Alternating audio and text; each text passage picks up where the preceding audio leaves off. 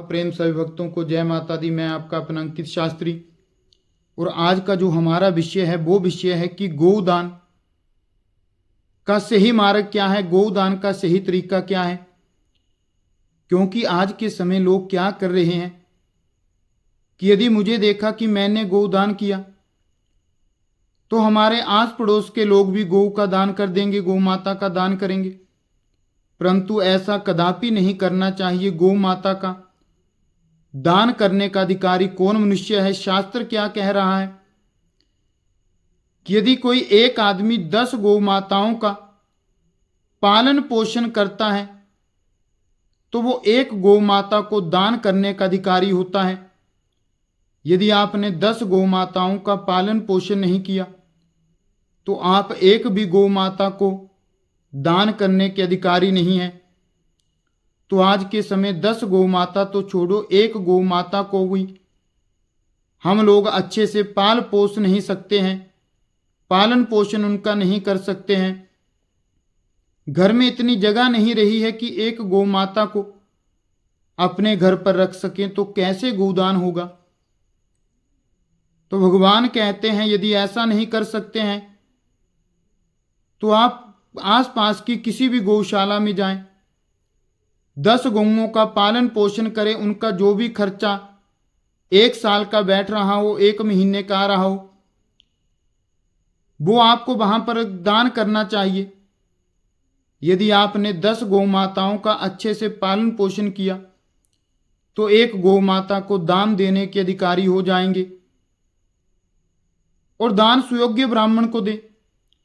और दान देते समय भी क्या नियम होते हैं कि यदि आपने उन गौ माताओं का दान भी किया तो दान करने के बाद भी महाराज इतना पैसा, इतना धन देना चाहिए कि गौ माता को पूरी जिंदगी उनसे वो गुजारा हो सके।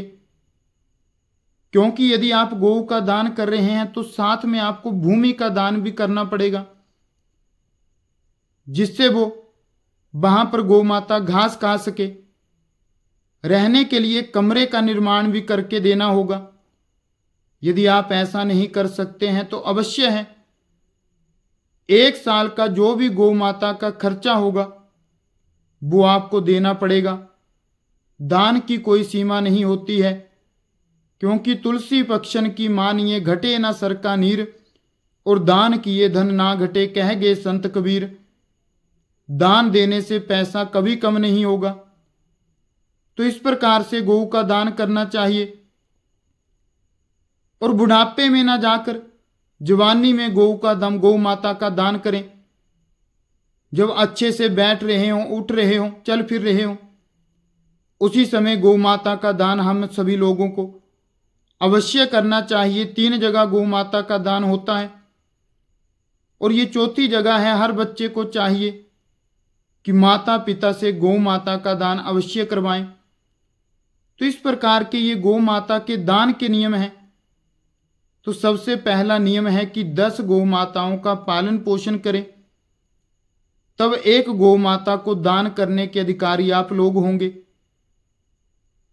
और गौ माता का दान करते समय भी इतना दान देना चाहिए उन गौशालाओं में उन ब्राह्मणों को, जिससे गौ माता का पूरा जो भी खाने पीने का धन होगा वो आपका ही रहेगा।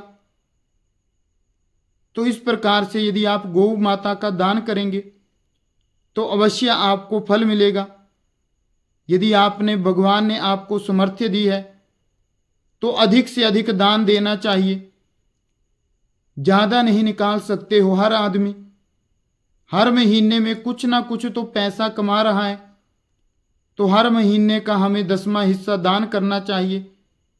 कुछ पैसे निकाल लो, थोड़ा सा खर्चा कम करना चाहिए, परंतु गौ माता का दान अवश्य करना चाहिए। अच्छे मुहूर्त में गौ माताओं का दान करें। ब्राह्मण को बुलाएं, वो आपका वेद मंत्रों से गौ माता का दान करेंगे। और जिन्हें आप गौ का दान कर रहे हैं उन्हें अधिक से अधिक दान करना चाहिए कि गौ माताओं का अच्छे से पालन पोषण हो सके, निर्वाह हो सके।